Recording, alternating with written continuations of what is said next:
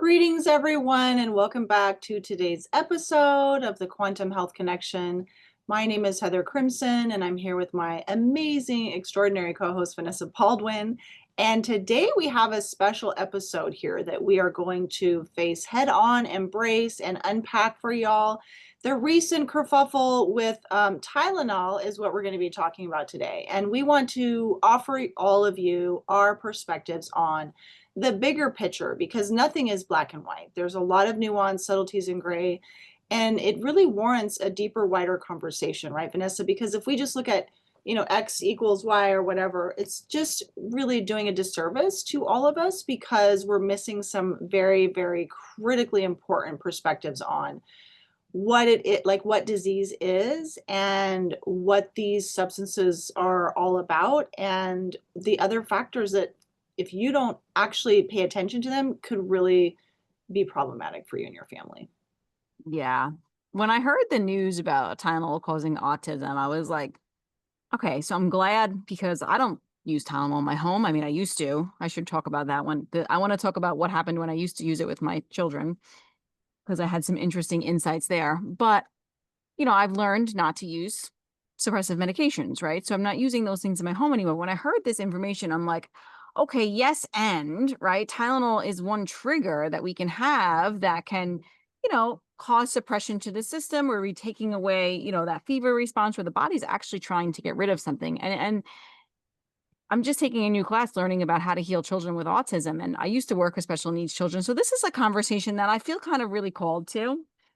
And I did that for 15 years. I mean, that was my job for 15 years. I'd come home and think about how I can help them constantly, right? And it's just like, it's so yes and this conversation. It's not just the Tylenol. But the thing is, this happens very often is where children go in to get a medical intervention at their wellness visits. They do it every 3 months or every couple of months when they're babies.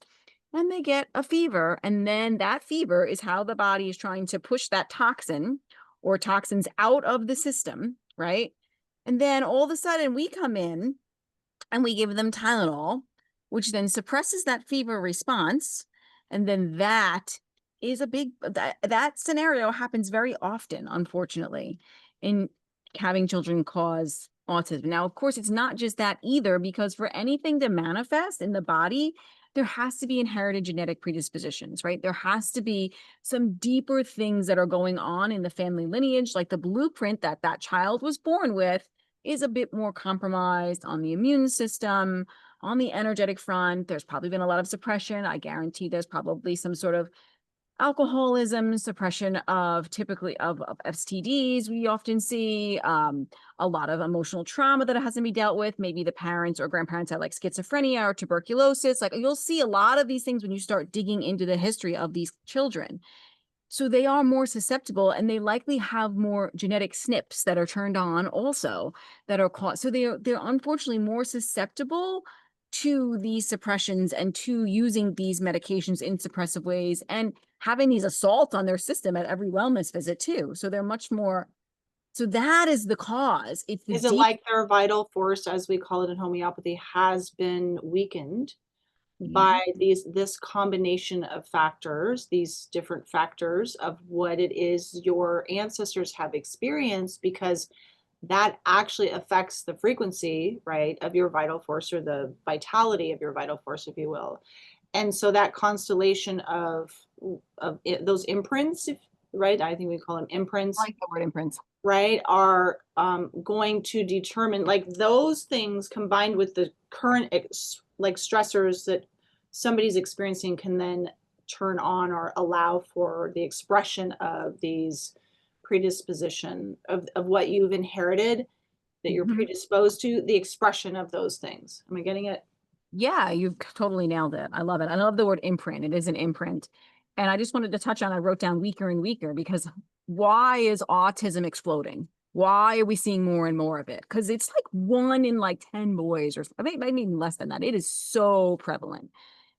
And actually in the class, I just learned that we're going to talk about different triggers that she said she cures all kinds of people with autism, all kinds of kids, the woman I'm taking the class with. And she's like, I've seen autism be turned on not only from jabs, but also just from one use of antibiotics, just one use, all of a sudden, and there it is. wow, And I'm that's like, incredible. whoa. And this class you're taking, just so people know, is all how to help kids, right? This is for children with those kinds of symptoms or diseases or whatever you want to call maladies, autism and so forth. And it's homeopathic. Like that's right. Yeah, it is homeopathic. Can you hear me good? I cut out or you cut out. Can you hear me? Yeah, you're blipping out, but I hear you now. Okay. Can you hear me now? All right. Yes, good. Okay, so yeah, that's what the course is on. It's how to heal complex children with homeopathy. But I honestly don't see something like complex children and everything like disease to me is all one and the same. It doesn't matter what the damn diagnosis is. It means nothing to me. Whether it's pandas, whether it's autism, whether it's pervasive developmental disorder, whether it's OCD, whether it's MCAST, it is all the same to me. It's all one and the same, in my opinion. Well, because And the diagnosis label isn't going to help us determine how to support the system, their nope. system. It's really about the totality of symptoms and what that overall symptom expression is showing us. Yeah, it's about the totality of symptoms. But what I'm also learning is what are the medications that they've taken that have really been the big trigger here as well to turn on you turn on these activations. How many ultrasounds have they had? Right? Like all of these things really matter. Was there fertility treatment involved in creating this child? I mean, it's all of these If things. And there then, of were, course, if there were, okay, you have a lag, just so you know. If there's fertility oh, treatment, what are the dangers of that? Just briefly, so people can understand, because everyone looks at it as a really good thing. oh my God, I have so much to say on this topic. I hope you can hear me well Maybe because we should do a separate podcast. we should do a separate podcast, but I really want to just land this home in my perspective. Okay. So I'm a very empathetic soul, and I can't imagine what it would be like not to be able to bear children. I've never had a miscarriage. I got pregnant really easily, but every single woman that's my age group that I know in my has used fertility treatment or had trouble with it. So it's so common, right? Again, this is again the weaker and weaker society that we are building. That Yeah. nature is now telling us that our environment and all the things that we're using, we cannot have children because we're getting sicker and sicker, right?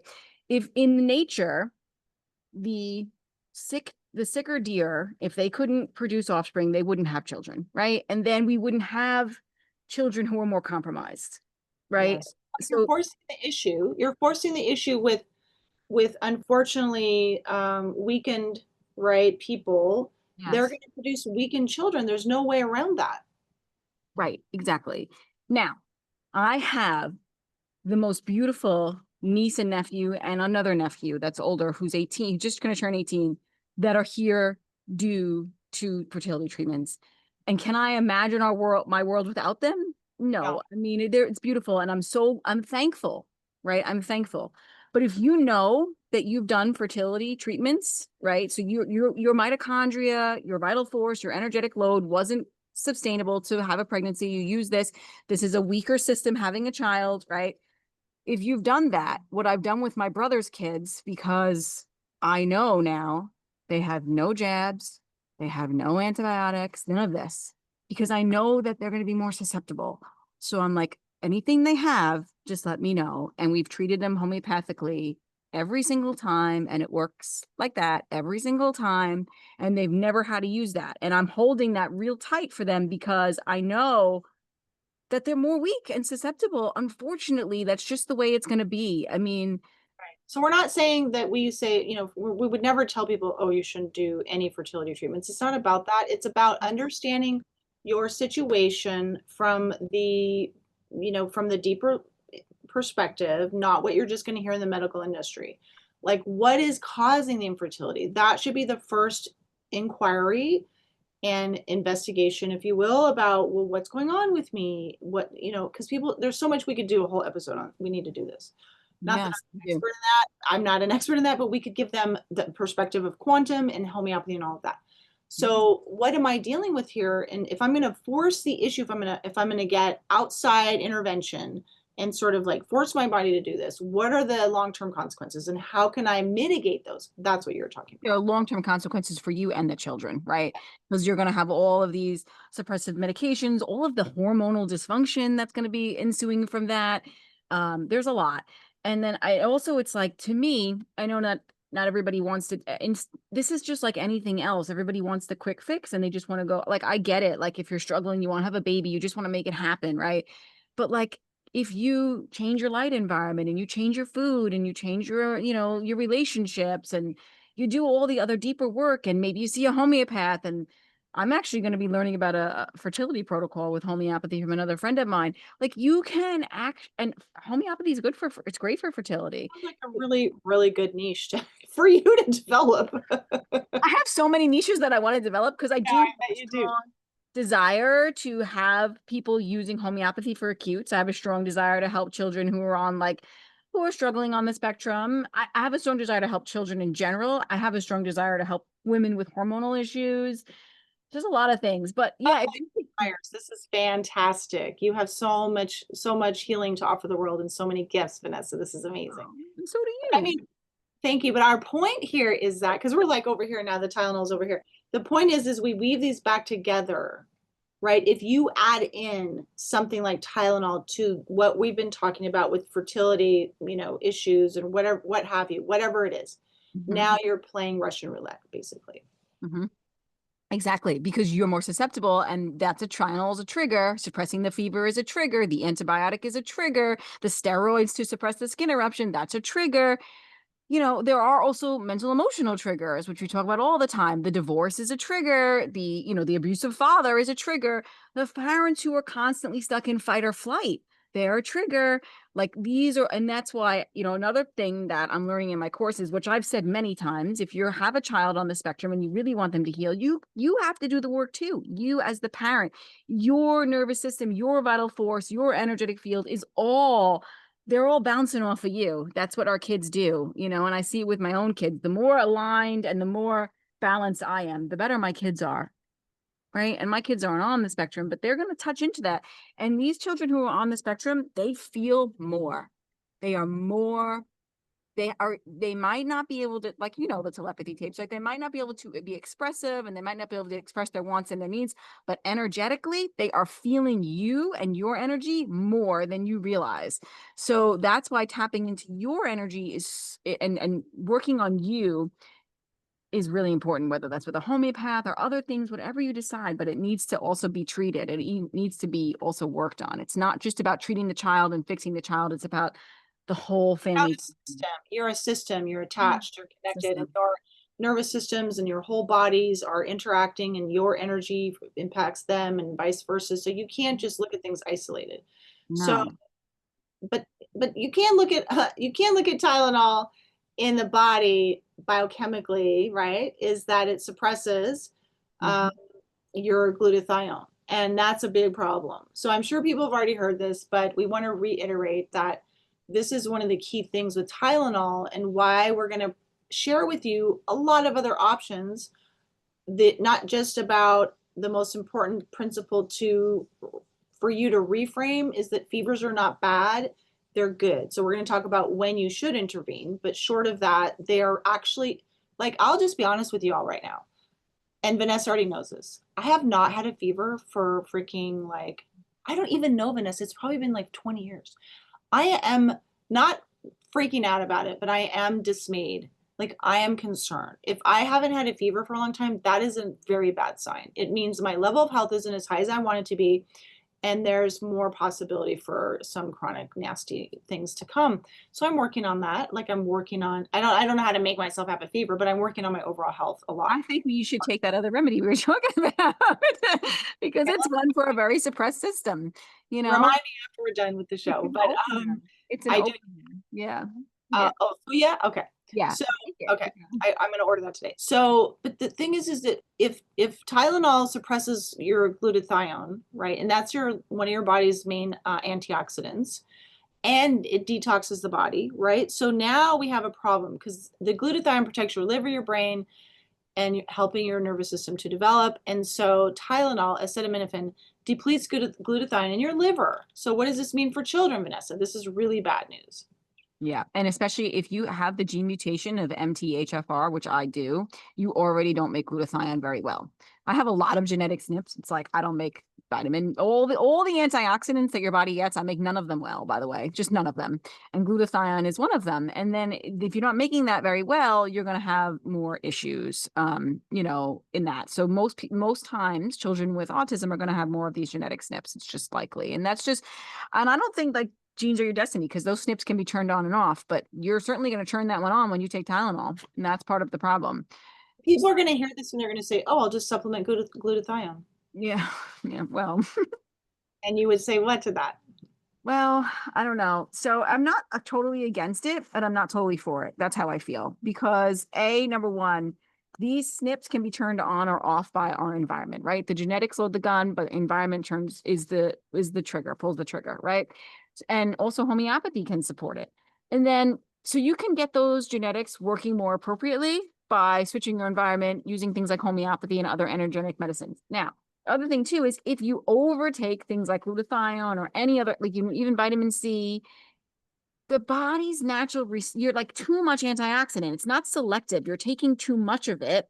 It can cause problems because the body's like needs these antioxidants to have these kind of like reactions to like support it. I can't think of the word. It's like slipping my mind, but it's like it's like communication, right? When something Active oxygen species, your mitochondria are keeping tabs, and you need to have this feedback system, and you're interfering with that. So then the mitochondria are going to know what they're doing. Thank you. You said it perfectly. That's what I was trying to say. I couldn't get the words out. But yeah, so then you're shutting that down all the time. And that those reactive oxygen species actually are serving a purpose. So we don't want to be doing that. There are things like selective antioxidants like melanin on our skin when we build a tan. That's selective. It's like a smart antioxidant. Your body's going to know what to do with it. Okay. Same thing with earthing. That's a smart antioxidant, right? And it doesn't mean you never take some vitamin C or you never take glutathione, but I wouldn't recommend taking it on a daily regular. That I think is where we run into problems. And people will do this where they're taking glutathione and they're taking melatonin and they're taking vitamin C and they're taking all these antioxidants and you're squelching all your reactive oxygen species. And then they're not actually giving they're signaling molecules so the body can actually do its healing work. So that is where I'm against it. If you have a short-term acute illness and you need to take some glutathione to give your body a little bit of support, okay, sure. It's not going to hurt you, but long-term, no, I'm not a fan. That's Okay. how I feel. Thank you. Do I take a little vitamin C if I have a flu? Yeah, camel powder, great. Little raw honey, I'm good to go. Whole food sources. Yeah, always try those first. Always whole food because then it's in the whole food form, right? Yeah. So I think that this is, it is important. I saw, I think it was you who sent me the TikToks of the pregnant ladies like downing the glutathione. I mean, not the glutathione, the Tylenol after hearing these things, and I was like, oh my God, my heart just wanted to crash and burn because Caught up in the left versus right bullshit that I just am so divorced from oh, right now. please don't. I'm so like, what is really good for your body? And it does tell you right on the bottle not to take it. Yeah, Yeah. because what happens during pregnancy, it's so risky to interfere with your body's growing of a human. Because you think about it, you're doing for the fetus what it's not doing on its own yet. You're basically growing its detox pathways. If the fetus is if the mom is whatever, however she's negatively impacting her own detox pathways, that's going to go right into the fetus, right? Well, So, the glutathione is depleted, the toxins cross into the placenta more easily. That was what it was, right? So then it's like, come on, like we don't want that to happen, and mm, I wanted to talk about my son's reaction to Tylenol, and I think it's so important. And I don't know, honestly, if it was Tylenol or red dye, because we used to, I mean, you have to remember something. I grew up extremely conventional. Like I am like talking to a different person. Like if you knew me 5, 6 years ago, you'd be like, and you said some of these things, I'd be like, Tylenol's fine. Like I wouldn't think of these things, right? And my doctor would say when they have fevers, what are you supposed to do? You're supposed to alternate the Advil and the Tylenol. That's what they always tell you to do, right? I've never even heard that before. How Oh fun. yeah, yeah. That's what they tell you to do when your kids. What's the point of that though? I don't know, but I'm sure there's a reason why they tell you to do that. But they tell you to alternate them. Alternate your toxins, then it won't be Yeah, as bad. that's better. And I will say, if you have to pick one of the things to take, like Tylenol or ibuprofen or Advil, I think Advil is ibuprofen. That is the lesser evil. if you had to, like you have no choice, right? That would be like the last resort. Hmm? Which one? Which one? Ibuprofen is the lesser evil. Yeah. So ibuprofen, you I guys. would If just throw out all your Tylenol. And if you need to rely on something suppressive because you try all the homeopathics we're going to mention and you don't get what you need, ibuprofen is the least suppressive out of all of them. okay, But Brendan, I used to buy the Tylenol, it was cherry flavored, so it was like red, probably had red dyes in it. My God, that child, it's my middle son. He's an angel, by the way. He never is bad. He's just like he's such a good kid. He's still this amazing, really good kid. I'm telling you, he's an old soul. He's been here many, many times. And oh my God, my mom sends me something about how like, your children are sent here for you. And he is sent here for me in many ways, to support me because he's such a good kid. Anyway, we used to give him Tylenol. That kid would be off of the wall whenever we gave him Tylenol. Like I'm telling you, I had never seen him act like that. what do you mean he became ornery? No, hyper active and just like buzzing. He was buzzing. Like it was like, whoa. And we said no more Tylenol. But I did want to point this out because I learned this in my class the other day and I was like, holy freaking shit, I never realized this.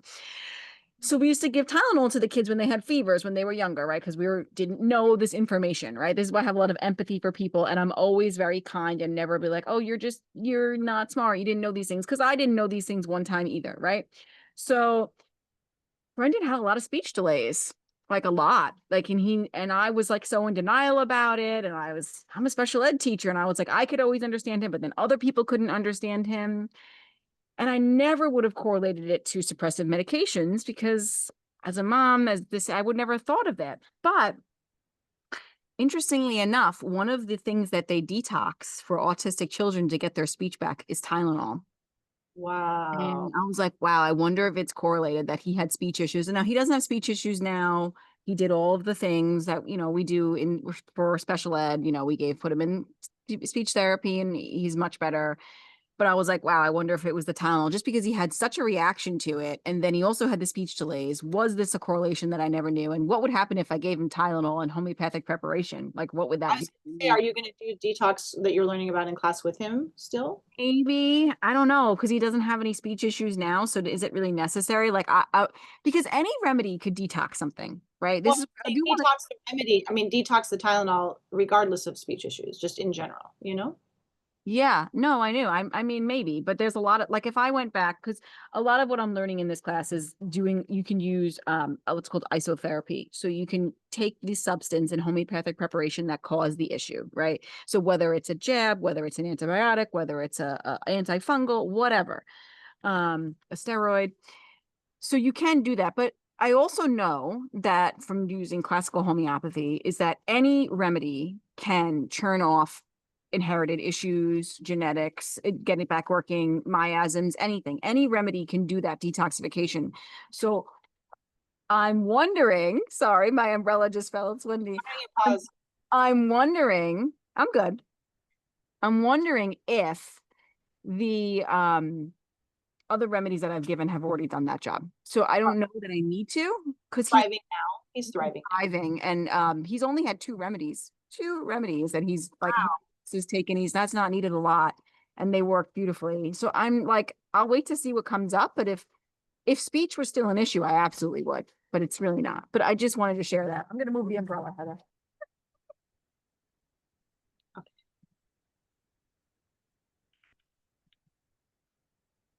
All right, let's hope it doesn't fall again on me. Okay. Okay. So it's windy here and I'm outside, guys. Sorry. So anyway, I just wanted to share that because I thought that was such an interesting a parallel that I never put together before. Like that Tylenol would cause speech issues, It's like, wow. Well, yeah, we know that in homeopathy, there's definitely trajectories and pathways. So, like, lots of use of the asthma medications later results as other things, right? So, Oh my goodness. Yeah, well, yeah. All kinds of it just keeps going deeper and deeper, right? So yeah. And I would say skin eruptions, like use of cortisone and suppression of skin eruptions, that's another one that I would put on the list of, causing these certain things. Mhm. So yeah, but we definitely want to think about miasms and actually writing a course on miasms now. So excited to share that one when it comes out. It's going to be a little while because it's probably going to be long and in depth, but I'm excited to do it because they're like miasms. When you hear that word, it sounds kind of like, what does that mean? It's like the homeopathic term for genetic predisposition. It's like the blueprint that you're handed down, right? So autism isn't caused, like we said before, by a single drug, a single food that you eat, like gluten or dairy. Yes, these can be like, make it worse, but they're not caused by that. It's not caused by one single jab. It comes from these like deep inherited tendencies that are passed through the family line. And these tendencies stay dormant until something triggers them to come be activated. That's the main thing. And it could also be mental emotional, like I mentioned before, right? It absolutely can. So Tylenol is just one of these triggers, but there are very many possible triggers, right? So mental emotional would mean unprocessed emotional trauma, Yeah. chronic emotional stress of a bad relationship, you hate your job, all of that stuff. We don't realize how stressful it is for the body long term and how much energy you're losing. Yeah. And in a child, like I said, it could be a divorce. It could be somebody passing that they love. It could be, being made fun of at school. I mean, all of these things. It could be I fell in a lake, in a cold water lake. I fell and got hurt and I got a concussion. Like all of these things. Like That happened to you? no, not me, but I'm saying if that if it did, like that would be these could be blocks, right? Like if these things happened, they would be certainly things that could turn on genetic predispositions. So it can be also emotional, it can be physical too, as well. Yeah, it's any stressor that depletes your life force, your vital Yeah. force. Yeah. Of course, things like heavy metals, chemicals, pesticides, glyphosate, I'm like watching the umbrella, any kind of antibiotic use, suppression of skin eruption, steroids. If the mother had a very high stress in pregnancy, or the mother had that, like things that were, what was going on with the mothers before, well, conception, during conception, throughout the pregnancy, all of that, did she have a loss? Did something happen traumatic to her? Like then that could really matter as well. We mentioned fertility treatments before. Nutrient deficiencies actually play a role, of course, chronic inflammation. Yeah, all of this stuff plays a role. So the real issue is really the suppression, though, with the Tylenol in specific, right? The body uses the symptoms like fever to heal. We suppress it. We force disease deeper into the system. And that just doesn't apply to Tylenol. It applies to like this whole broader pattern of suppression in modern medicine, right? Yeah. So to me, autism, autoimmunity, chronic illness often follow the same repeated pattern of suppression in a child for sure. Like you'll see it. Like if a child usually is struggling with something so deep like that, they've had a lot of suppressive therapies typically. Mhm. And it's true, most of these children today are having a lot of them because it's mandated and because parents, when the child gets an infection, they think that's the only thing to do, right? They're like, my kid has strep. I don't have any other choices. My kid has an ear infection. I don't have any other choices. I made a reel on this morning. I didn't send it out yet, but it's like, you always have a choice and you are always choosing. I get it. Like these things can feel stressful. I dealt with a 2-week ear infection with my son a couple years back, and it was really stressful until getting the right remedy and the right potency and making it clear up. And it was hard, but we avoided the use Yeah, of but 2 weeks of discomfort and fuss and struggle is well worth preventing some gnarly disease later on. when I heard that one dose of antibiotics has caused autism, There you go. that was like, We've been so we conditioned think, we to think it's so minute, like it's no big deal to give these things. right, and so we've been so conditioned, I think it's, we've been brainwashed actually to think to fear the body, to see symptoms as bad and then they have to be extinguished, and to not trust our bodies at all, and so that makes a lot of money for the pharmaceutical industry. So if we espouse, a more, holistic and healthy mindset around our bodies functioning, trusting our bodies, honoring our bodies, understanding that the body never makes mistakes. Everything it's doing has a freaking reason. And if you squash that, you're really harming yourself. Like that to me is the true injury. Now it's not to say, and we're going to talk about the discernment that you need to have, especially with children, of course, as to, okay, when is it important for me to intervene? Because we're intervening from the beginning until, oh my God, it's 102, fever. So it takes some confidence. It takes that huge trusting mindset of like, it's your body doing what it needs to do. And if it gets to be to a point where it's dangerous, like the body is in distress and it's like over 103 fever, okay, then we can think about like, let's intervene. Hmm. So we have to help parents to be comfortable in, because it's hard to see your child suffer. Most people don't want to suffer. It's like, oh my God, I'm missing work. I feel like crap. My kid's missing school, this and that and the other. It's danger, danger, danger. So we're stressing ourselves out all over the place. And then we're basically poisoning ourselves with these chemicals and drugs to get back to normal, right? With 100%. some serious long-term consequences. So I think if most parents knew what exactly they were doing to their children with these suppressives, they would just be like, "Oh my God, I'm so sorry. What did I do?" And And you've had that experience. You've had that experience yourself. there's no guilt or shame because you only do what you do with the knowledge that you have, right? Like my doctor would say, "Oh, just give him my doctor he was old school, my pediatrician. Like I found an old school pediatrician and he was like very conservative with medications. Like he didn't give antibiotics out like willy-nilly, like which was nice. But he would say like fevers are dangerous and you need to, get rid of them. And, you just follow the protocol of what he says to like alternate these medications. Like it's no big deal. And then I also just came into my mind when you were talking about fertility treatments. I also wanted to mention we think the use of ultrasound is also, no issue. And I also learned that that is not true at all. And that it's one of the main remedies or things that needs to be detoxed for children with autism is the use of ultrasound. And then if you are done for fertility treatments and you've been more you're an older mom, they say, oh, you're at more high risk, you're having a lot more ultrasounds. So maybe you've got like 10 or 15 throughout, the pregnancy. And uh, ultrasounds are bad because I'm guessing you're just radiating your child. yeah, it's radiation. Yeah, it's radiation. We think it's safe, but it's not, unfortunately. So I would have, if you're pregnant, I would avoid those as many as you possibly can, have zero if possible. So I wanted to mention that. And then I wanted to mention too, the miasmatic remedies typically associated with autism are usually tuberculinum, carcinosin, and menarinum. Those are the main remedies that are miasmatic. There are a lot of remedies for autism that we use in homeopathy, but I just wanted to bring that up that those three you should not use those without seeing a homeopath though, but those are the three main miasms that are usually present that we see. Oh yeah. Okay. So Yeah. what can people do? Let's talk about how parents can start to basically embrace other practices once they have this mindset shift Yeah. of what they can do to help their child and or themselves in order to move through the fever situation without freaking out and resorting to the big guns. Is that the thing is that I don't know what it is about our society that we have such a stigma about resting. It's really weird. Like, okay, I can't afford to rest because I have to go to work. It's like, really, what's going to happen if you call out sick for 3 days? This is why I'm so freaking grateful I've been self-employed for the last whatever, how many, 20 years, Me is too. that I just cannot deal with not being able to take care of myself. It's so stressful. You have to rest. You have to slow down. You have to sleep more. Your child needs to rest, And you sleep. might need to stay home with your child. Yeah.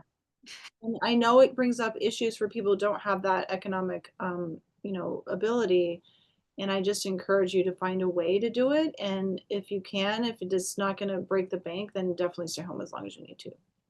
Yeah. I mean, Heather, when I taught, I never took days off. It was so rare because I was like, it was Good. just, yeah, I just would push through all the things because it was just too much work to stay home because I had to spend so much time creating plans and, to take off. It was not simple, especially with a class of, special needs children for somebody Right. to step in and take that job, do that job. It was so hard. So it wasn't a financial thing. It was a responsibility thing for me. Like, I'm not going to be there for those kids, but truthfully, they'll survive a day without me or two, when needed, if they needed to then. And I learned that as I was, in teaching longer, I had like emergency plans set so that I could do that when I had kids, but I was of that mindset. And now working from home, yeah, that's totally different. And if I'm feeling run down or tired or I feel like I need a break, I just block days off. So I'm not working, because I need that. And I wish that everybody could have that kind of life. And I know that's not accessible maybe in this moment in time, but we really do need that. Our kids need our care when they're dealing with something. We need to take care of ourselves when we're dealing with something, and we need to rest, Mhm. not try to push it. So, About comfort, soothing, being able to provide a really good refuge and cocoon for your child to, right, be able to let the body do it. It's like low stress, right? Safety, comfort, soothing. That's what's the first order of business. love Uh, it. yeah, so the body can heal, do its job. Yeah, I would also say, hydration is really important. You can use herbal teas, bone broth, amazing. Sips are better than gulps, especially if there's any nausea or anything like that. But you do want to stay hydrated. A little sea salt, a little lemon and honey, maybe if they can tolerate that. Warm temperature is usually better than cold for the system. They can handle that better. I mean, of course, go with what your child's asking for, desiring, craving, because their level of thirst or what they wanting cold or warm all means something. But, you do want to get some hydration in them if possible, and also don't force eating. The body doesn't want food. That's fine, especially during a fever. It's smart. It knows. They don't have to eat. I had a stomach issue yesterday and I was like, my body doesn't want to eat anything. So I didn't eat anything and I drank some ginger tea and I took some takasumi and I went to bed and I woke up perfectly fine. Like my Practice body, is a bamboo, right? Charcoal. yeah, it's activated bamboo charcoal. And I think I remember I learned from Carrie Bennett that it helps infuse like infrared light into the body or something like that. Pretty amazing. So yeah, it was perfect. You don't always need a remedy either. Like that's another point of reference. Like I could have taken a remedy for stomach cramps and not feeling well, but instead I just was like, okay, I'm just going to do this and I'll go to bed. And it was great. I probably had like a 20-hour fast. My body didn't need to eat. That's what it needed. That works too. But don't force kids to eat when they have fever. Starve a fever is like the old saying, right? Starve a fever, feed a cold, right? I think my grandmother used to say that. Maybe like light soups if that feels good, or like stewed apples, or even like fruit juices, not like pasteurized, with all the junk in it, but like if you can make your own fruit juices, that's super hydrating. Nothing that's gonna like have to be like heavily on the digestive system, because the body needs to do the work of the healing, right, instead of like working on digestion. And the healing is occurring primarily through the heat. So your body is increasing its core temperature in order to kill off pathogens or expel things, sweat, all the things. And you don't want to impede that. So trying to arrest and reverse the fever, you're working counter to the body's efforts, and you're really undermining the whole healing process that's trying to happen. So I would try to make sure that you're supporting the fever through natural fibers. So we've talked cotton, linen, or wool. Don't be throwing, synthetic blankets on your kid. Breathable, natural layers. You can use like a tepid sponge bath or a cool cloth on the forehead if the fever is starting to really be uncomfortable, but don't like shock the body. Don't do ice baths or anything like that to try to put them in the bathtub, Don't do that. That's making it more stressful for the body. Warm would be okay, Yeah, but nothing sure. like But not ice cold. Yeah. Yeah, yeah, yeah. 100%. So let's give you some ideas for typical remedies for fever. We don't really talk about remedies that often, but I think it's important for you guys to know that there are really good homeopathic remedies that you can use for fever that really work amazingly. And I've seen them in action and it's like, whoop, it's like they're done. And it's like that fever is gone. So, Wait, so how does homeopathy work differently from mm, Tylenol? Let's talk about that because here we're saying, here, use this homeopathic remedy. yes. Is it actually intervening with the healing process? No. Why not? No, but it's not suppressive. It works with the body, never against the body. So what it does, it resonates with the body and it helps, the vital force. It's like a catalyst, like a nudge to help the body do what it needs to do to remove what's not serving it. So it works with the body. So it's going to help the body. It might help the body like increase the fever a little bit and help the body like get over the hump. So that's all it's doing. It's not suppressing the fever. It's not going to take the fever away in a way that would be harmful to your child. It only would support the body in removing things and helping the body Like heal. a boost. It's like a boost. It's like a here's some extra energy. Here's some Yeah. oomph in your body to be able to Well, handle this, yeah, right? also definitely extra energy. Yes, 100%. So it helps your body get over the hump when, especially if it's stuck too. So aconite is one you want to think of. It's sudden fever. Aconite is going to be very, very sudden. Okay. And it usually comes on after exposure to cold wind a lot. The child will be anxious and restless. The child will also have possibly, chamomile has this too, but one cheek pale and the other red. And the child will have a great thirst for cold water, and they'll be very, very anxious and restless with the fever. That's how you know it's aconite. And if they were outside playing on a cold, windy day and they get a fever, suddenly aconite is the remedy. And that does happen with children, right? Some of that are more susceptible to that. Now, belladonna is another one to think of, and I would recommend having aconite, belladonna, ferrum phos, and chamomile in your home if you are have children. Those are the four remedies we're going to go over. But belladonna is also is very intense and sudden. The child is hot. The face is flushed and red. The pupils are dilated. Belladonna is like hot, red, and high. It's an intense fever with a flushed face, hot skin. The skin is going to feel boiling. But their hands and their feet will actually feel cold. They could have a throbbing headache. They're going to be weak, lethargic. I use this remedy with my niece. She was over during Christmas time, and it was like, wow, this is so belladonna. And then gave her it. That fever was gone within 30 minutes, and she was like back up to herself within 30 minutes. Because belladonna and aconite, they come in, certain remedies come in suddenly and quickly and fast, and they leave just as suddenly and quickly and fast. Whereas other remedies like gelsemium, bryonia, pulsatilla, they're more like these slower acutes that build. Aconite and belladonna are not like that. They are like sudden and intense things that happen to the system. Ferrum phos, I would just want to say with aconite and belladonna, a 30C and a 200C potency would be where I'm at. And aconite and belladonna are going to have high fever. You're going to use the fever will be high. It could be as high as 102, 103, 104 for these remedies. You will see high fever. And belladonna also comes on at 3 p.m. often. You will see that fever get worse at 3 p.m. Ferrum phos is the first stage in a fever. You could use it. It's a cell salt. I would use it in a 12X. It's a first phase of fever. It's like a mild fever. Ferrum phos is actually iron phosphate, and it helps carry oxygen to the tissues. It's like that's how it supports the body. That's what it is. It's a tissue salt. And the child will be pale and weak, but there's not a lot of other symptoms. So it's like this slow fever that's kind of coming on without any other symptoms. Try some 12X of ferrum phos just to support them, and then you could look for the other homeopathic remedy. Chamomile is another invaluable remedy to have as a mother.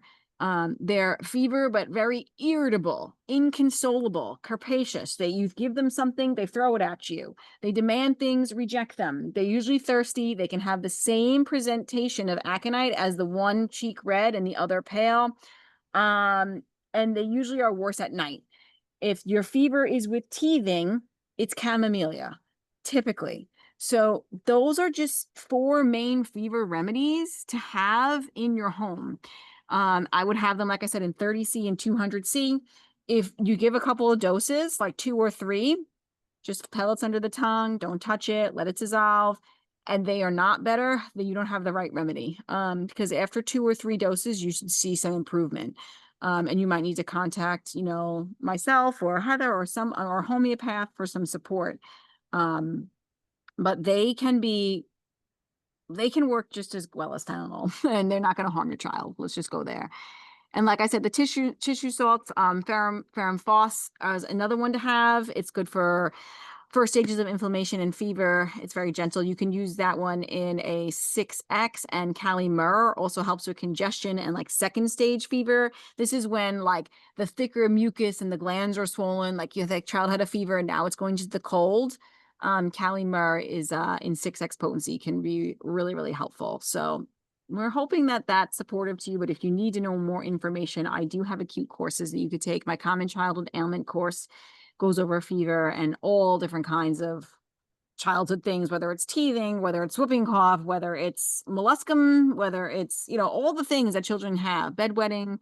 I would definitely recommend learning how to use homeopathy for acutes, because again, I'll say it again and again and again, but acutes heal chronic disease. And if you don't suppress your acutes and you treat them appropriately with homeopathy or some other natural medicine that you like, I love homeopathy, you're going to prevent chronic disease later on in life, because one of the reasons why we have chronic disease is due to suppressing all of the things all the time. So if we don't do that, we're going to be in a better situation.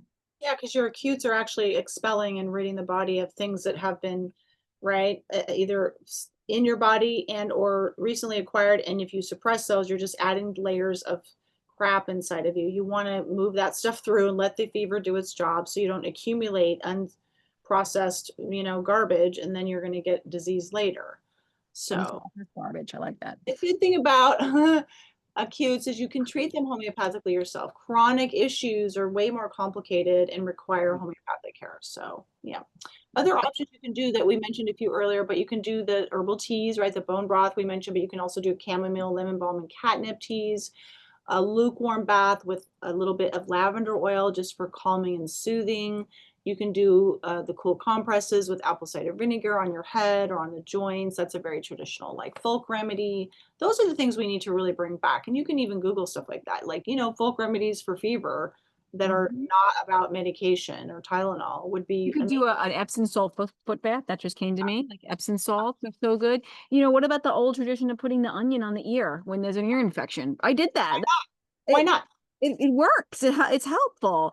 And there's another one that I've never tried before, but another homeopath that I follow. Is it homeopathy at home, Melissa? I think she's always talking about pickle socks. Like she soaks the socks in pickle juice and she puts them on the kids' feet. But apparently it works. I mean, I've never tried that one, but hey, if it works, why not? It draws the fever out of through the feet. Like I would Nice. try it if I was, you know, avoid giving my child a suppressive medication. Yeah, I would try that first, right? Mm-hmm. When should parents be, having that discernment and be on the lookout for, uh-oh, now we're at the threshold, like now we're at this point where we may need to intervene, is in a fever in an infant who's under 3 months old. There you should always just be like, uh-oh, let's attend to this. Persistent fever over 104. Okay, so let's unpack that a little bit. You're saying if it's persistent, what does that mean? Like an hour, 2 days? Oh, days.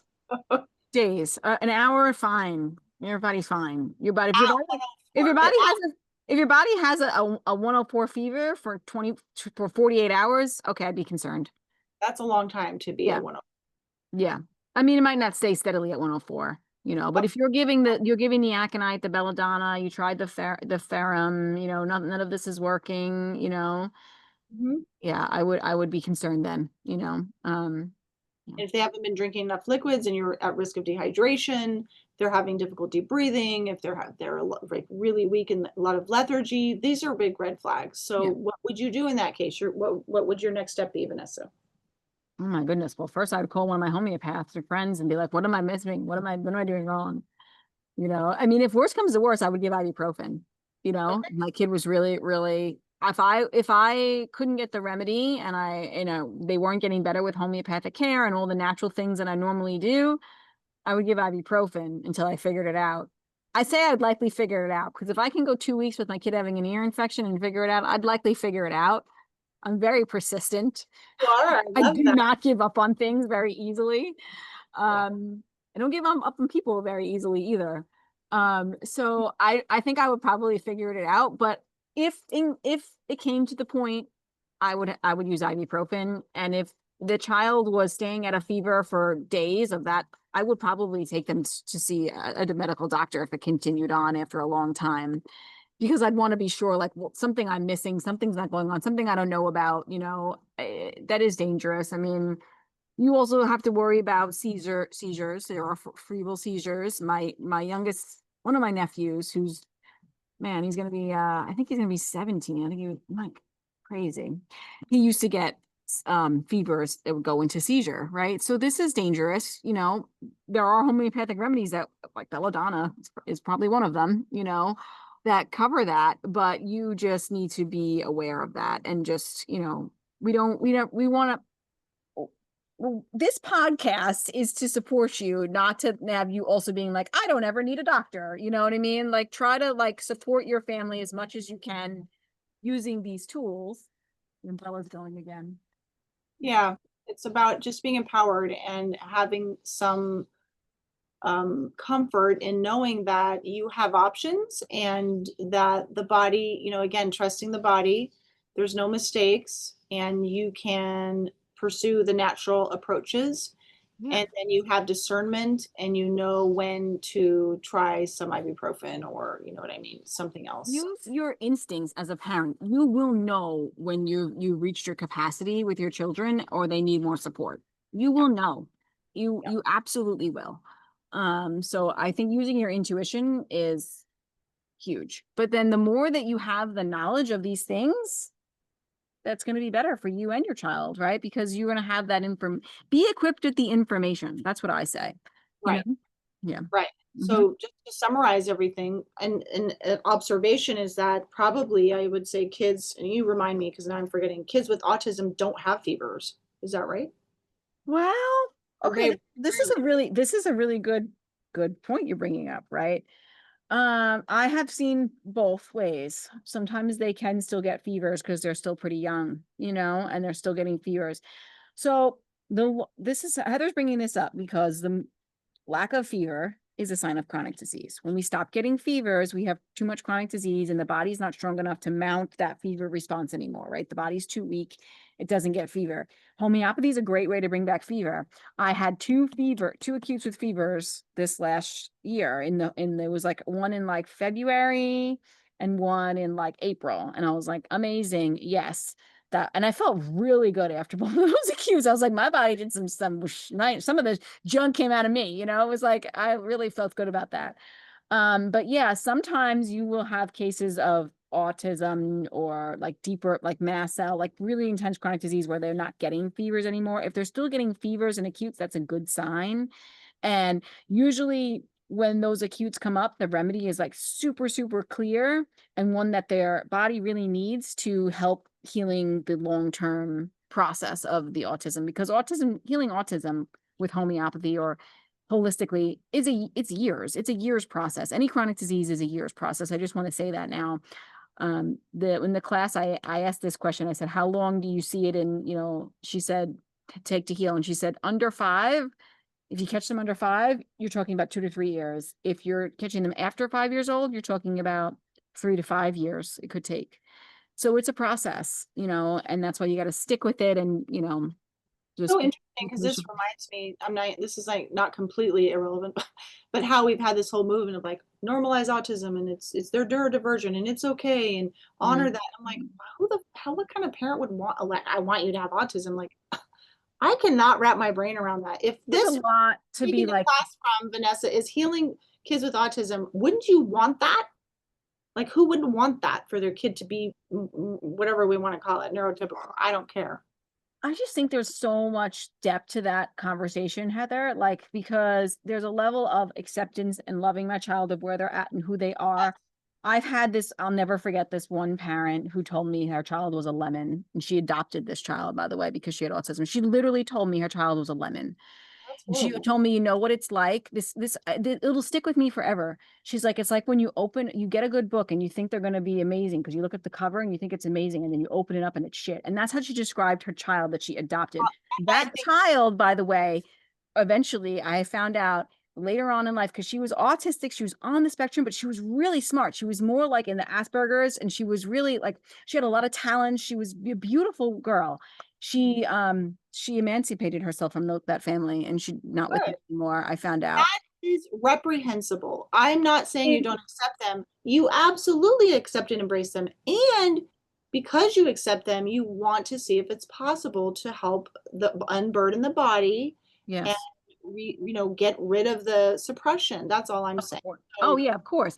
But I right? think there's this fine line of like accepting, but Yeah, also still trying without being like hyper vigilant about fixing and yeah, making sure that your child is like normal, because they might never be 100% like neurotypical, but they might get their speech back and they might be able to not be having temper tantrums. They might not be flapping, and they might like, it might get like, we might then all of these symptoms may get better, but they might still be a little bit different than your neurotypical child, right? fine. So That's fine. Whatever. It's just that if you just do yeah. nothing, you're like, oh well, this is that's what Well, we got. You Let's don't just want to be complacent either and be like, yeah. not celebrate flapping. I'm sorry. I don't get it. Anyways, so autism is not caused by one single event. It's a predisposition plus suppression, other stressors, all combined of these triggers, these catalysts. They're like catalysts. And Mhm. Tylenol is just one of many potent potential contributing offenders to suppression. That's it. Yeah.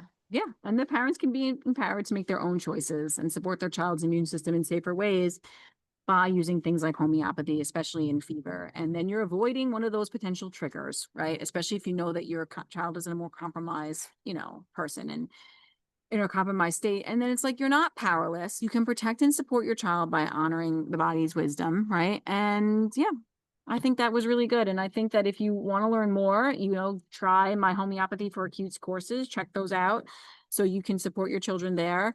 I take clients in like for acute emergency consultations. I do that. So, just have to DM me or send me an email and say my kid's having this emergency. You can book it on my website too, but usually that's works better in a email or something like that.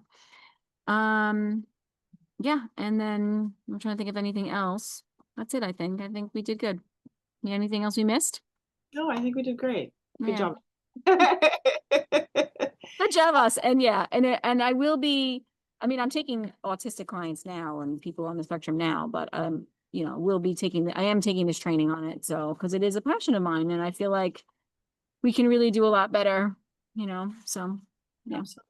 I work with adults more in the sense of emotional suppression yeah. and backlogged years accumulation of unprocessed emotion and how hard it is for people to trust their bodies with Oh being yeah. with that. And then the massive amounts of buffering people have to try to distance themselves from what's inside that wants to come up and out. So that's what I do. So if you want help with that, reach out to me, y'all. Instagram Yeah. at Heather Crimson. All right, guys. We'll chat with you guys next week. Thanks for tuning in.